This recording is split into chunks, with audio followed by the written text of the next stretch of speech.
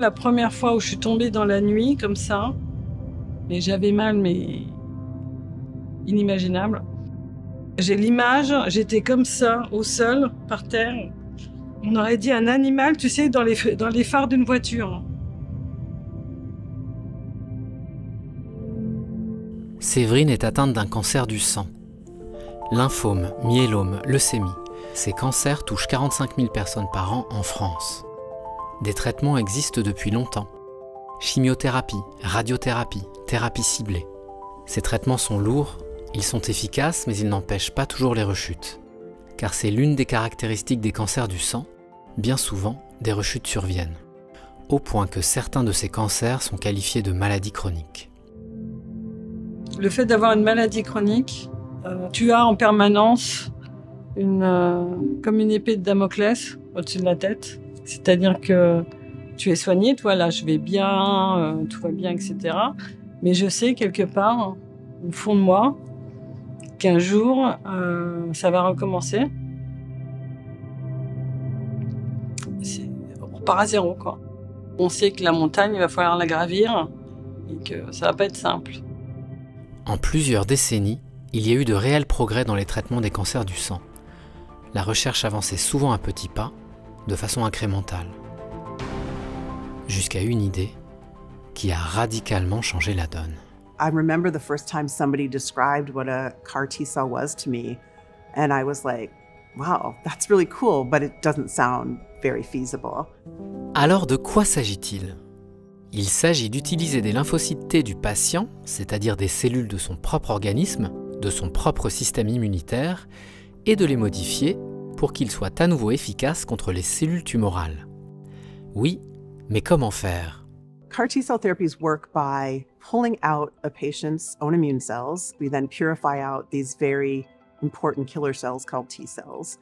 And then those cells go through an engineering process. And that works by designing a gene which has the receptor that's going to recognize the tumor cells, as well as the intracellular signaling components that a T-cell has, and putting that string of genes into the T-cells. Pour insérer ces gènes dans les lymphocytes T du patient, on utilise un vecteur viral.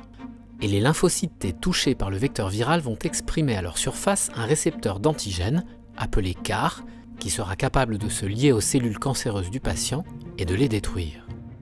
Ces lymphocytes T génétiquement modifiés sont alors réinjectés à ce même patient et peuvent combattre la maladie dans son système sanguin. One of the most exciting breakthroughs in the last 20 years in cancer immunotherapy was the first patient treated with CD19 CAR T. This was a patient, a 6-year-old girl who had advanced acute lymphoblastic leukemia, had failed available treatments, and enrolled in a phase 1 clinical trial. And that patient actually had a complete response and is still alive today. This is a watershed moment in the field. You know that you're really onto something, and that this could transform the lives of not just this patient, but many other patients. Après le premier succès, d'énormes écueils restent à surmonter. Il faut notamment réussir à contrôler le risque d'une réaction inflammatoire dangereuse qui peut survenir lors d'une activation trop forte des lymphocytes.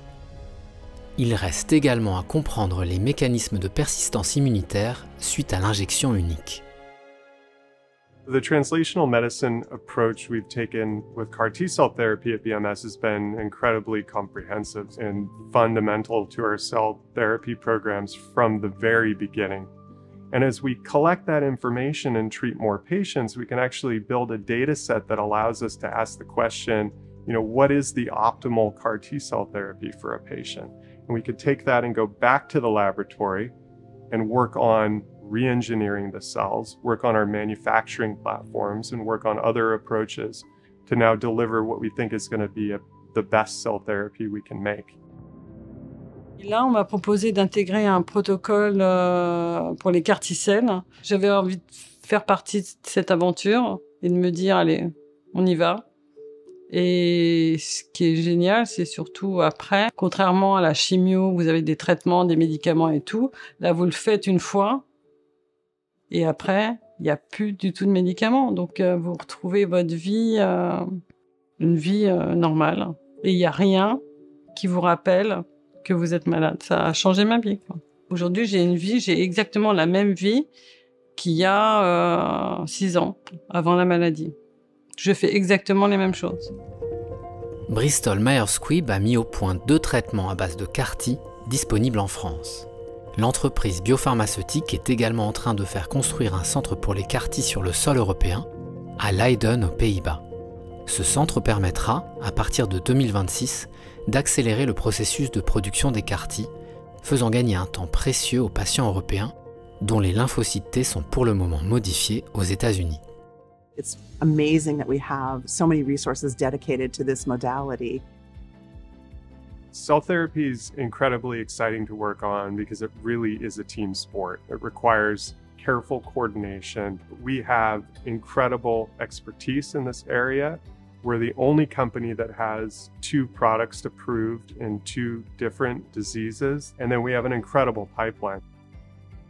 So we have a wealth of opportunity ahead of us to think about solid tumors, autoimmune disease, making these therapies off the shelf from healthy donors as opposed to from patients, a variety of different ways that we can expand the learnings today to bring these drugs to more patients.